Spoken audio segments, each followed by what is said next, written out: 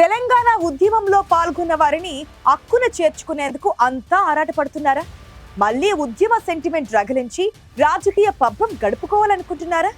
గులాబీ పార్టీకి good bye చెప్పిన కవిత ఉద్యమకారుల సంక్షేమంపై మాట్లాడుతున్నారు.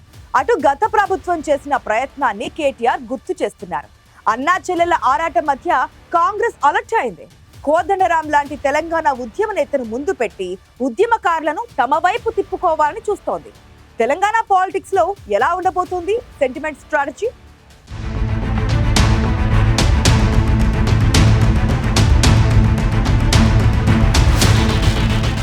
తెలంగాణ ఉద్యమంలో క్రియాశీలకంగా పనిచేసిన ఉద్యమకారుల గుర్తింపు విషయంలో మొదటి నుంచి కాంగ్రెస్, బీఆర్ఎస్, ఇతర పార్టీల మధ్య వాదనలు నడుస్తున్నాయి.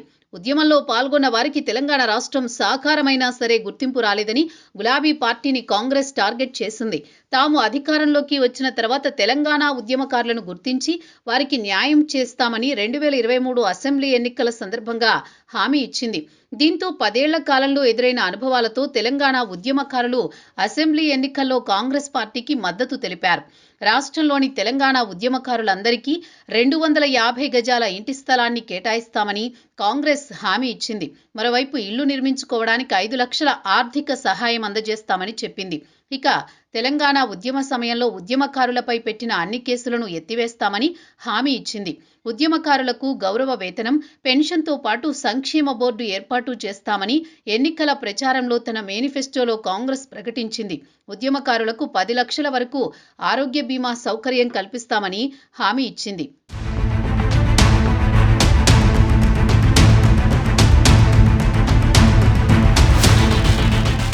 శాసన మండలి వేదికగా ఇటీవల తన రాజీనామా అంశాన్ని ప్రస్తావించిన తెలంగాణ జాగృతి అధ్యక్షురాలు కవిత ఉద్యమకారుల గురించి పదే పదే మాట్లాడారు. బీఆర్ఎస్ పాలనలో వారికి సరిగా గుర్తింపు లభించలేదని, ఉద్యమకారులుగా తామరపత్రం ఇవ్వకపోగా కనీసం ఐడెంటిటీ కార్డు కూడా ఇవ్వలేదని మండిపడ్డారు. అలాంటి వారి కోసం తాను ఎన్నిసార్లు ప్రయత్నం చేసినా కేసీఆర్ పట్టించుకోలేదని ఆరోపించారు. ఇప్పటికైనా వారిని గుర్తించాలని ప్రభుత్వంపై ఒత్తిడి తెచ్చే ప్రయత్నం చేస్తున్నారు. అందులో భాగంగా ఇటీవల మానకొండూరులో పర్యటించిన సందర్భంగా ఉద్యమకారుల భూముల కోసం కవిత భూపోరాటం చేశారు. ప్రభుత్వ భూముల్లో గుడిసెలు వేసి వారికి మద్దతుగా బైఠాయించారు. వేలాది మంది ఉద్యమకారులను గుర్తించడంలో గులాబీ పార్టీ ప్రభుత్వం విఫలమైందని ఆరోపణలున్నాయి. 10 ఏళ్లు అధికారంలో ఉన్న 1200 మంది అమరులైన ఉద్యమకారుల కుటుంబాలకు న్యాయం చేయడంలో కేసీఆర్ సర్కార్ విఫలమైందని అంటున్నారు. కేవలం 700 మందికి పైగా మాత్రమే న్యాయం చేసి మిగతా వారిని పట్టించుకోలేదని అపవాదు ఉంది. నియోజకవర్గాల వారీగా ఉద్యమకారులను గుర్తించి న్యాయం చేస్తే సరిపోయేదనే వాదన లేకపోలేదు. గత ప్రభుత్వంలో ఆ ప్రయత్నం చేయకపోవడంతో వేలాది మంది ఉద్యమకారులు గులాబీ పార్టీకి వ్యతిరేకంగా గ్రామ గ్రామాన ప్రచారం చేశారు. ఆ మౌత్ పబ్లిసిటీ పరోక్షంగా కాంగ్రెస్ పార్టీకి ఉపయోగపడింది. అందుకే ఎన్నికల మేనిఫెస్టోలో వారికి ప్రత్యేకంగా గుర్తింపు ఇస్తామని పార్టీ హామీ ఇచ్చింది. 250 గజాల స్థలం ఇస్తామన్న కాంగ్రెస్ పార్టీ అధికారంలోకి వచ్చాక వారి నుంచి అప్లికేషన్లు తీసుకుని పక్కన పడేసింది.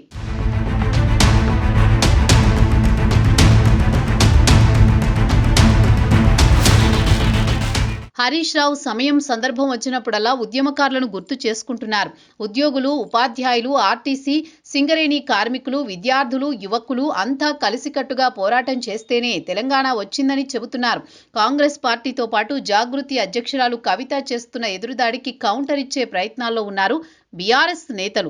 గత ప్రభుత్వంలో ఎవరెవరికి పరోక్షంగా ఏం చేశామో చెబుతున్నారు. ఉద్యోగులను, ఉపాధ్యాయులను, సింగరేణి, ఆర్టీసీ కార్మికులను ఏ విధంగా తమ ప్రభుత్వం ఆదుకుందో వివరిస్తున్నారు. మరోసారి అధికారంలోకి వస్తే విస్మరించిన వర్గాలన్నింటినీ ఆదుకుంటామని బీఆర్ఎస్ అగ్రనేతలు భరోసా ఇస్తున్నారు.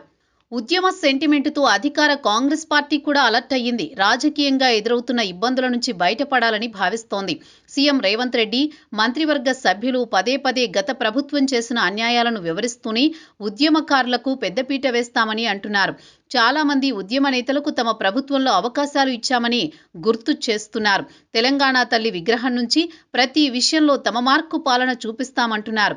కేసీఆర్ 10 ఏళ్ల పాలనలో పట్టించుకోని వర్గాలను హక్కున చేర్చుకుంటున్నామని సీఎం రేవంత్ రెడ్డి చెబుతున్నారు. తెలంగాణ వాదులకు న్యాయం చేసేది కాంగ్రెస్ పార్టీ మాత్రమేనని అధికార పార్టీ నేతలు చెబుతున్నారు.